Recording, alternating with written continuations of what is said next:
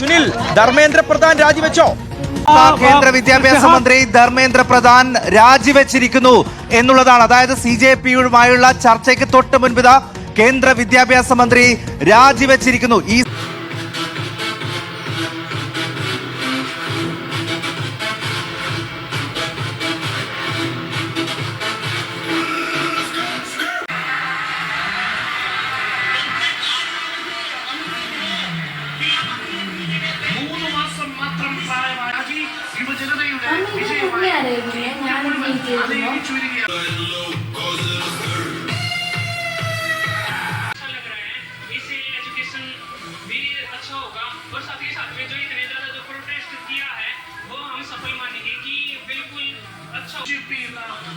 സംഘടനയ്ക്ക് മുന്നിൽ, ഇന്ത്യയുടെ യുവതയ്ക്ക് മുന്നിൽ ഇതാ BJP സർക്കാർ കീഴടങ്ങിയിരിക്കുന്നു. ഉറക്കച്ചടവില്ലാത്ത നമ്മുടെ കുട്ടികൾ, നമ്മുടെ ചെറുപ്പക്കാർ, നമ്മുടെ യുവജനത ഇതെല്ലാം കൗതുകപൂർവ്വം നോക്കിക്കണ്ടു.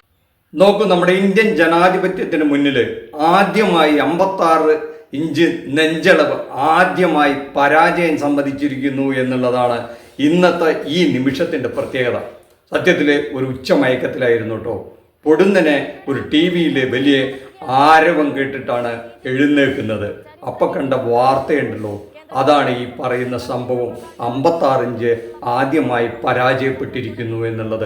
ഇന്ത്യൻ യുവത്വത്തിൻ്റെ മുമ്പിൽ, ഇന്ത്യയുടെ ഭാവിയുടെ പ്രതീക്ഷയുടെ മുമ്പിൽ, നാളത്തെ ഇന്ത്യ എന്തായിരിക്കണമെന്ന് നിശ്ചയിക്കുന്നത് ഇവിടുത്തെ യുവാക്കളും യുവജനതയും വിദ്യാർത്ഥികളുമായിരിക്കുമെന്നുള്ളതിൻ്റെ ഏറ്റവും വലിയ ഒരു വിജയത്തിൻ്റെ ആഹ്ലാദത്തിൻ്റെ ആരവമാണ് ഇന്ത്യ ഇന്ന് ഉച്ചയ്ക്ക് ശേഷം ഉച്ചമയക്കത്തിൽ നിന്ന് എഴുന്നേറ്റപ്പോൾ കേട്ടത്. ഇത് സത്യത്തിൽ 2 വർഷത്തിന് മുമ്പ് 2024 തന്നെ സംഭവിക്കേണ്ടതായിരുന്നു എന്നുള്ളതാണ്. അന്ന് ഈ ധൈര്യം നമ്മുടെ പ്രധാനമന്ത്രി കാണിച്ചിരുന്നെങ്കിൽ ഇന്ന് ഈ ഗതികേട് വരില്ലായിരുന്നു എന്നുള്ളതാണ്. അതിനിപ്പോഴെങ്കിലും വൈകിയാണെങ്കിലും അത് സംഭവിച്ചു എന്നുള്ളതിൽ അഭിമാനിക്കാം എന്നുള്ളൊരു വശം കൂടിയുണ്ട്. ആരുടെ മുമ്പിലുമല്ല ഈ തോറ്റുകൊടുത്തിരിക്കുന്നത്. നമ്മുടെ നാട്ടിലെ, നമ്മുടെ മക്കളുടെ, നമ്മുടെ യുവാക്കളുടെ, നമ്മുടെ വിദ്യാർത്ഥികളുടെ മുമ്പിലാണ്. അവർക്ക് അവരുടെ ഭാവിയെപ്പറ്റി ആശങ്കകളുണ്ടായിരുന്നു. ഇവിടെ നടക്കുന്ന പരീക്ഷകളുടെ അഴിമതിയുടെ ഈ പേക്കൂത്തുകൾക്കെതിരെ അവരുടെ ഉള്ളിൽ അടിഞ്ഞുകൂടിയ പ്രതിഷേധമുണ്ടായിരുന്നു. ആ പ്രതിഷേധാഗ്നിക്ക് മുമ്പിൽ ഒരു ഭരണകൂടത്തിനും പിടിച്ചു നിൽക്കാൻ പറ്റില്ല എന്നുള്ളതിൻ്റെ ഒരു ഉത്തമ തെളിവാണിത്. നോക്കൂ, നമ്മുടെ ഇന്ത്യൻ ജനാധിപത്യത്തിൻ്റെ ഭാവിയെപ്പറ്റി ഒട്ടും ആശങ്കപ്പെടേണ്ടതില്ല എന്നുള്ളതിൻ്റെ ഒരു ഉത്തമ ഉദാഹരണമാണ് ഈ കുഞ്ഞുങ്ങളുടെ, ഈ യുവാക്കളുടെ, ഈ വിദ്യാർത്ഥികളുടെ ഈ സമരത്തിൻ്റെ വിജയം.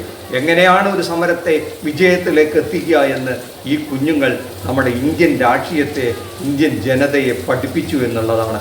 തങ്ങളാണ് ഇനി പരമാധികാരികളായി ഇനി അനാധികാലം വാഴാൻ പോകുന്നത് എന്നുള്ള കുങ്കോ ഉണ്ടെങ്കിൽ അതിനെ തകർത്തെറിഞ്ഞ ഒരു ഉച്ചനേരമാണ് ഇന്ന് നമ്മൾ കണ്ടത്. ദിവസങ്ങളായി അവർ ഡൽഹിയിലെ ജന്തർ മന്ദിറിൽ ഒത്തുകൂടി പാട്ടുപാടിയും മുദ്രാവാക്യം വിളിച്ചും അവരുടെ ആവശ്യങ്ങൾ ഉന്നയിച്ചും തെരുവോരങ്ങളിൽ അവരെ പട്ടികളെ തല്ലിച്ചതയ്ക്കുന്നത് പോലെ പോലീസുകാർ തല്ലിച്ചതച്ച് യാതനകളെല്ലാം അനുഭവിച്ചും എല്ലാ വിധത്തിലും അവരെ കഷ്ടപ്പെടുത്തിയും നടത്തിയ ഒരു സമരത്തിൻ്റെ വിജയം കൂടിയാണ് ഇന്ന് കണ്ടത് എന്നുള്ളതാണ്. ഇവരിൽ നിന്ന് ഇവിടുത്തെ എല്ലാ യാഥാസ്ഥിക രാഷ്ട്രീയ പാർട്ടികളും 100 പാഠങ്ങൾ പഠിക്കേണ്ടതുണ്ട്. ഇവിടുത്തെ പ്രധാന രാഷ്ട്രീയ പ്രതിപക്ഷ കക്ഷിയായ കോൺഗ്രസ് പോലും ഈ സമരത്തെ നിസ്സാരമായി കണ്ടതാണ്.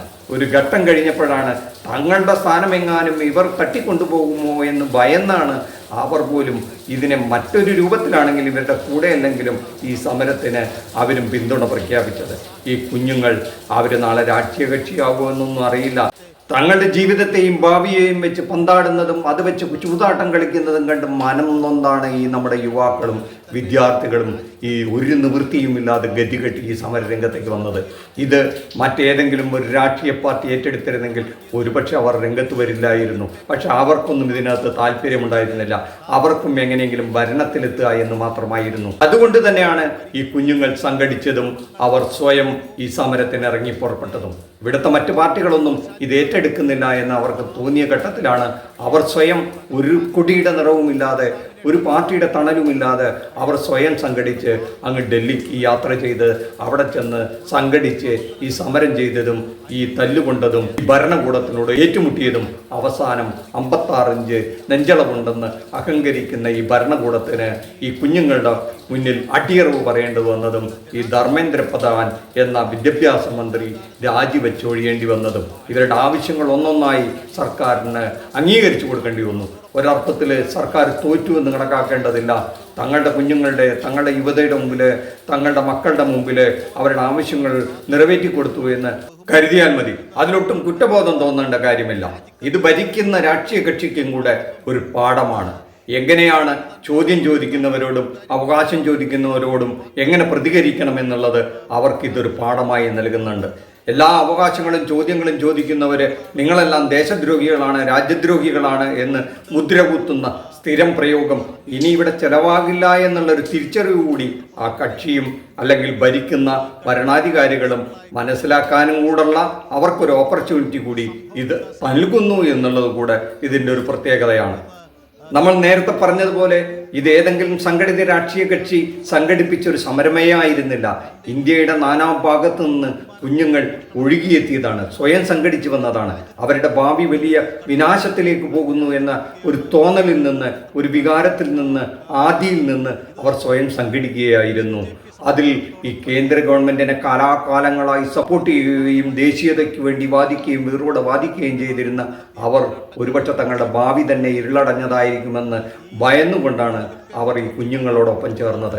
അത് തിരിച്ചറിയാൻ ഇന്ന് കേന്ദ്രം ഭരിക്കുന്ന കക്ഷിക്ക്, അധികാരികൾക്ക് കുറച്ച് സമയമെടുത്തു എന്നുള്ള ഒരു അപകടമേ ഇവിടെ സംഭവിച്ചിട്ടുള്ളൂ. കുറച്ച് ലേറ്റായാലും കാര്യങ്ങൾ അവർ ഗ്രഹിച്ചിരിക്കുന്നു, ആ ചൂടവർ അറിഞ്ഞിരിക്കുന്നു, അതിനോട് പോസിറ്റീവായി പ്രതികരിച്ചു എന്നുള്ളത് വളരെ ആശാവഹമാണ്. അതിൽ ഭാവിയിലും നമ്മുടെ ജനതയെ, ഇന്ത്യൻ ജനാധിപത്യത്തിൻ്റെ ശബ്ദങ്ങളെ, പ്രതിഷേധങ്ങളെ ഭരണാധികാരികൾ അത് ഏത് കക്ഷി ഭരിക്കുകയാണെങ്കിലും കേൾക്കാനുള്ള സന്മനസ് കാണിക്കണമെന്നുള്ള ഒരു വലിയ പാഠം കൂടെ ഈ സമരവിജയം നൽകുന്നു എന്നുള്ളത് വലിയ പ്രതീക്ഷ നൽകുന്നുണ്ട് നമ്മുടെ ഇന്ത്യൻ ജനാധിപത്യത്തിന്. നന്ദി, നമസ്കാരം. മറ്റൊരു വിഷയവുമായി മറ്റൊരു എപ്പിസോഡ് കാണുന്നവരെ താങ്ക് യു.